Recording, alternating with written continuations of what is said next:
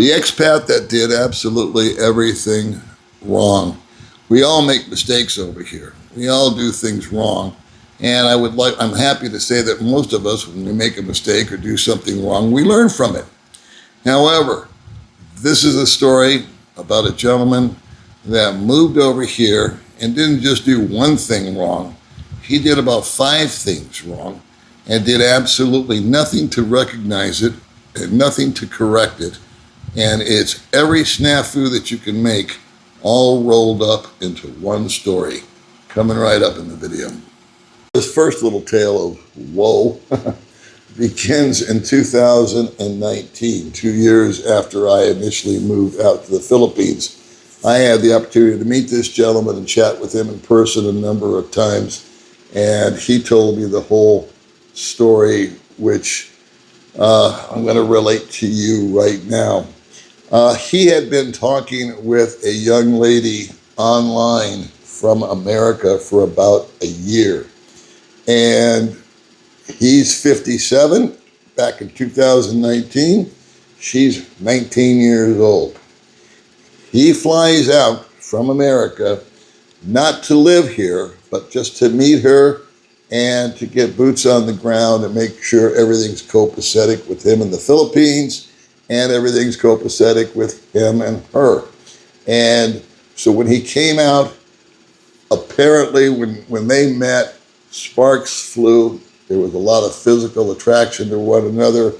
Everything was great. They were convinced that they were in love with one another.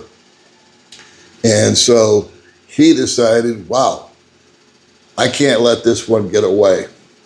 And he married her.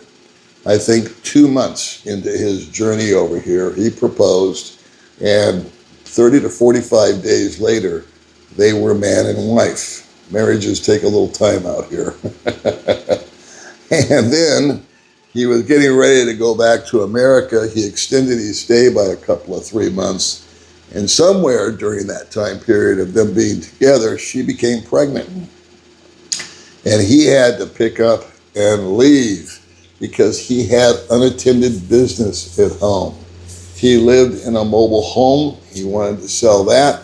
He had a truck. He wanted to sell that. And he wanted to wind things down at work. So what happens in 2020 when he's making his plans to get all this stuff done? The pandemic hits, and now he's not going anywhere. And nobody knew at that time how long this was going to last. So he was what was considered to be an essential worker. He was in the healthcare industry to some capacity. And so while he was there, he was able to continue working instead of being quarantined or locked down. And he told me, he said, I actually made a lot more money during that time period than when I normally worked, just due to the circumstances. So he was stockpiling up money, and he was also shipping a boatload of money over to his new bride so that she could build them a quaint little home, which was really a room addition to her father's very quaint native home. He had taken a look at that. He had stayed with the family. He wasn't really comfortable, no air conditioning, no this, no that. And so he wanted a nice little abode for him and his new bride, and now baby.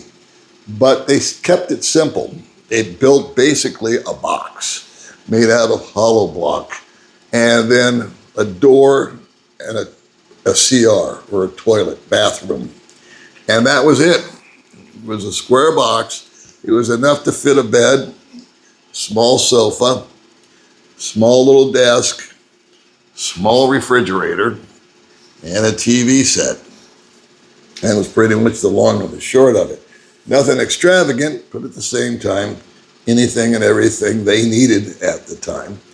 And all the cooking and everything was going to continue outside in what's called a dirty kitchen, which was attached to his father-in-law's very simple abode. And they were going to live happily ever after. So he sent over $30,000 to make that happen. Now, I'd seen the place one time because he had asked me to go over there, and for the life of me, I can't remember what, but I needed to take something to her for the baby. A baby crib, that's what it was. Could you pick her up a baby crib? Here it is. I'll send you the money, and would you please take it over to her? So I did.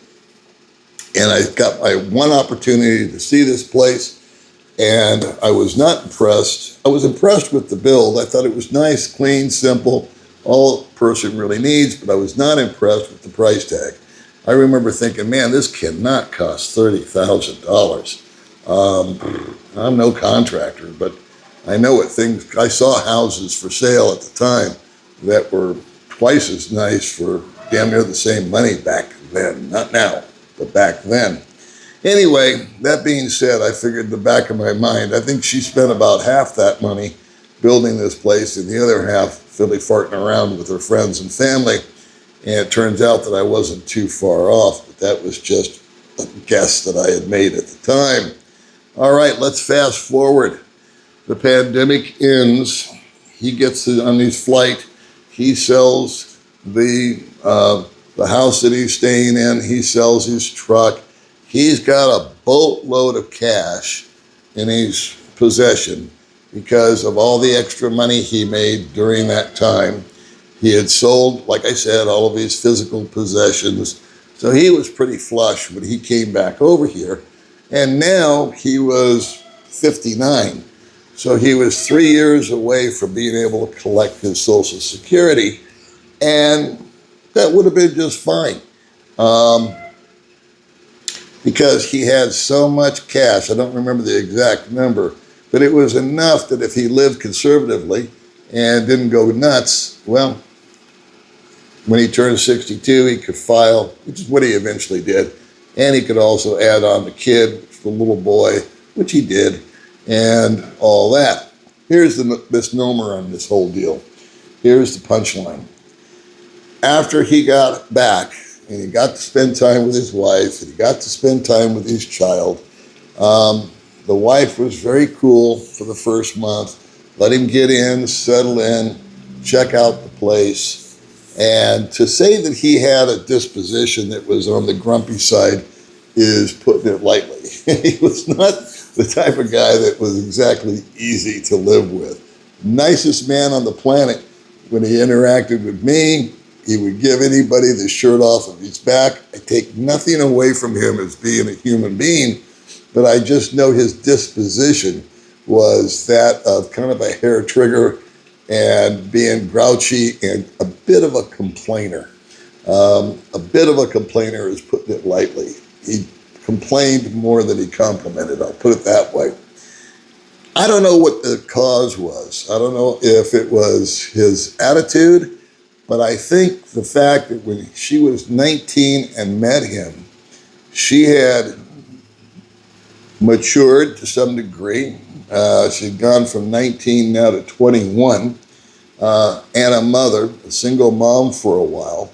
She had gotten lonely during those 2 years that he was gone.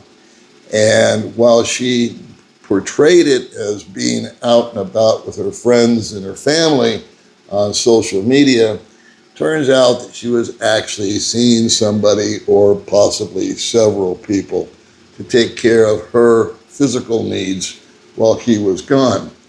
That in and of itself, if that had just been left under the blanket and nobody knew, would have been cool. But the one thing that I kind of have to tip my hat to her for, even though she did something that I think is fairly unspeakable for a married woman, she looked him in the blues after he had been back for about a month, and she said, you know what? I just don't love you anymore. All I felt when we first met, I thought I was in love with you, but I was 19 and you were like this white knight, and you came in and you kind of saved me, and I was all enamored by meeting a foreigner and having a nice life, and I just honestly don't have any more feelings for you. Now, I don't know what you guys would do under those circumstances, But if you don't mind, I'll go ahead and tell you what I would do. If someone said that to me, I'm sure he went through these emotions. I know I would. At first, I would be hurt. I would be angry. I would be wondering why. I would want to know if there was any way that we could possibly repair that. I would wonder about the kid, what's going to happen there. But she had also made it clear to him that the child was not going to be weaponized. If he wanted the little boy for 5 days out of the week, no problem. She was not going to give him any heat over that. She just wanted to get a little financial support until his Social Security kicked in. Nothing extravagant, but just take care of us so we don't starve. But to be honest with you, pal, I'm not feeling it anymore. I don't know what you would have done, but what I would have done is after I got over all those emotions of anger and hurt and bewilderment and self-pity or whatever the hell I would have felt, I would have said, okay, I personally would never want to live with someone that didn't want me there. I would feel very uncomfortable. I've always said I would rather live alone than live with somebody that I couldn't stand being around, which has happened in my life. So it works both ways. I wouldn't want to live with somebody that doesn't want to live with me. I wouldn't want to live with somebody that I don't want to live with. I would rather be alone. Did he come to that conclusion? Nope. He dug his heels in. And he was bound and determined to live in that house because he had paid for it. And I thought, you know what? I came over here when I first came to the Philippines with a little philosophy. Never buy anything that you can't afford to walk away from. And in many cases, that may be easier said than done. But I happen to know that he came, like I mentioned prior, with a fairly good sizable chunk of money. And he could have, in my mind, simply cut his losses. Said, you know what? Okay, I built this place. I tossed 30K at it. If he had any sensibility, he would have seen that 30K didn't go into it. That would have been a red flag that she had squandered off the money, the balance of the money. Anyway, he didn't. I would have moved on, gotten an apartment, rented a house, whatever. I would have found another place to dwell.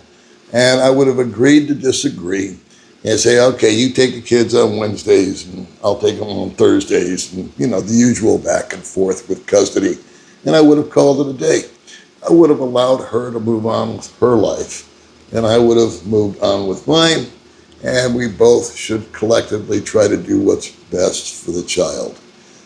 He refused to do it, and he lived an absolutely torturous existence because of it. And to this day, I do not understand why he put himself through that. But that was him being stubborn. That was him, I think, after the fact. His idea of solving this problem was to what? Throw more money at it. Throw more money at it. And he had this rationale that, okay, if she's unhappy about this, let me pay for it to get better.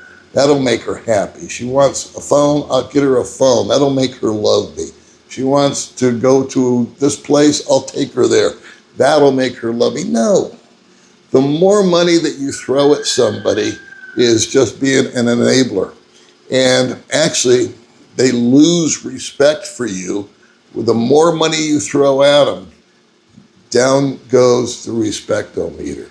If you are setting parameters, if you set guidelines, if you set up barriers that you refuse to cross, that will get a person respect, in my humble opinion.